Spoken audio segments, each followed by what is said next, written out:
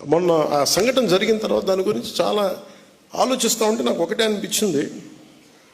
ఒక రాజకీయ నాయకుడు ఊరు లేదు, పేరు లేదు, ఉండదు, వాళ్ళ కుటుంబానికి తెలియచ్చు, కానీ ఆయన విగ్రహాలు పెట్టేస్తారు.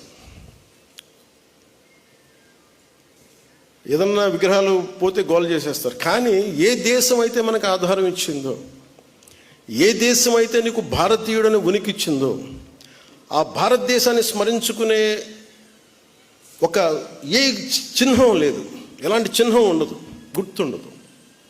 అందుకని నేను ఈరోజు నా ప్రతిపాదన ఉన్నతాధికారులందరికీ, శశిభూషణ్ గారికి కానీ, ఇక్కడున్న కమిషనర్ గారికి కానీ, అందరికి అందరికీ ప్రతి పంచాయతీలో జాతీయ సమగ్రత ప్రాంగణం అనేది చాలా చాలా అవసరం.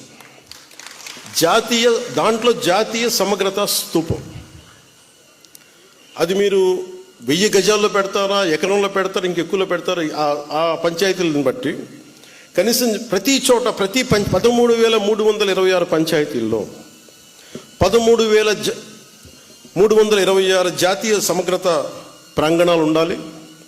13,326 జాతీయ సమగ్రత స్తూపాలు ఉండాలి.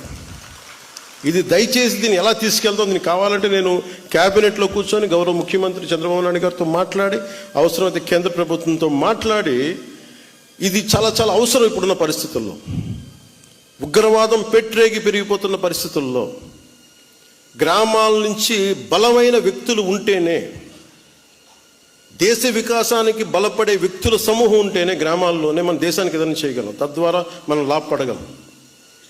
మనకి ఉనికినిచ్చిన మన దేశం తాలూకు మనం భాగస్వామ్యులు కాకపోతే, నాకు సంబంధం లేదు, నా కులం కాదు, నా పార్టీ కాదు, మా ఏరియా కాదు అనుకుంటే అలా కుదరదు. అందుకని దీనిని సమగ్రతని పెంచే, జాతీయ సమగ్రతని పెంచే ఈ జాతీయ సమగ్రత ప్రాంగణాలకి దయచేసి మీరు ఒక ప్రణాళిక తీసుకెళ్లవలసిందిగా మనస్ఫూర్తిగా నేను మీ అందరికీ తెలియజేస్తాను.